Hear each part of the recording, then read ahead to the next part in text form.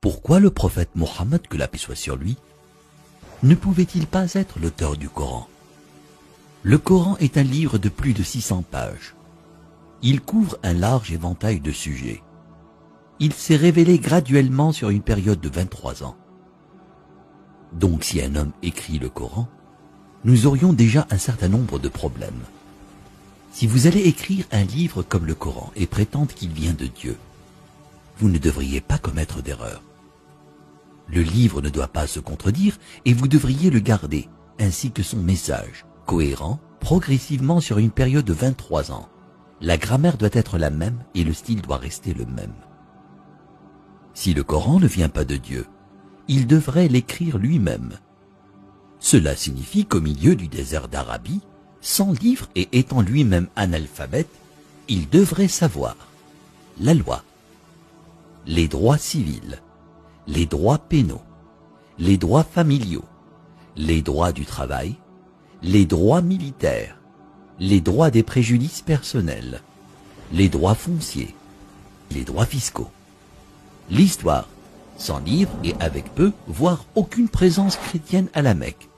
Il faudrait qu'il sache les histoires et les événements de la vie des prophètes avant lui, l'histoire des nations passées, les pratiques religieuses des autres religions. Il faudrait qu'il les connaisse assez bien pour pouvoir offrir en quelque sorte des informations et des détails supplémentaires que l'on ne trouve pas dans ces livres. Il faudrait qu'il sache comment développer une nation, un gouvernement, connaître le culte et la purification, inventer des lois alimentaires, connaître la psychologie, à propos de l'éducation des enfants, l'arbitrage, la répartition des richesses, la finance et les affaires, la science, l'embryologie, l'océanographie, la tectonique des plaques, la formation des nuages, les rayons ultraviolets, les plantes, les montagnes, les abeilles, le cerveau humain, le Big Bang, l'expansion de l'univers. Et pour que le livre soit complet, il faudrait qu'il dispose la connaissance de l'avenir, afin qu'il puisse écrire les choses qui se passeront dans les années à venir. Il faudrait qu'il puisse voyager dans le temps, afin d'insérer son nom et sa mention dans la Bible. S'il prétend que le livre qu'il a écrit vient de Dieu, il ne doit pas y avoir une seule contradiction, ni une solution qui ne fonctionne pas. Il doit également garder ses émotions et sa vie personnelle en dehors du livre. Le livre ne doit pas refléter les moments heureux ni les moments tristes de sa vie. Le texte ne doit pas devenir joyeux ou optimiste, ni triste et funèbre, comme si un humain l'avait écrit. Mais quand vous lisez le Coran en entier, vous ne pouvez pas sentir quand sa femme est morte, quand ses filles se sont mariées, quand ses petits-enfants sont nés, quand il a été victorieux et quand il a été vaincu.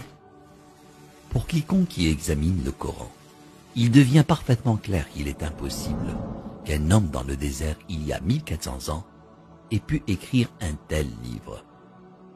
Mais qu'en serait-il si c'était un comité de brillants penseurs, une société secrète chargée de corriger, de mettre à jour et de réécrire le Coran au fil des années? Leur travail consisterait à s'assurer que le livre semble exact, qu'il ne contient ni erreur ni contradiction, et qu'il est constamment mis à jour pour être en accord avec la science et le monde en évolution. Si tel était le cas, il y aurait d'autres versions du Coran. En raison des modifications et des améliorations, nous aurions de nouvelles versions éditées et d'anciennes versions comportant des erreurs. Vous seriez en mesure de détecter les différents styles d'écriture et les influences des différents auteurs.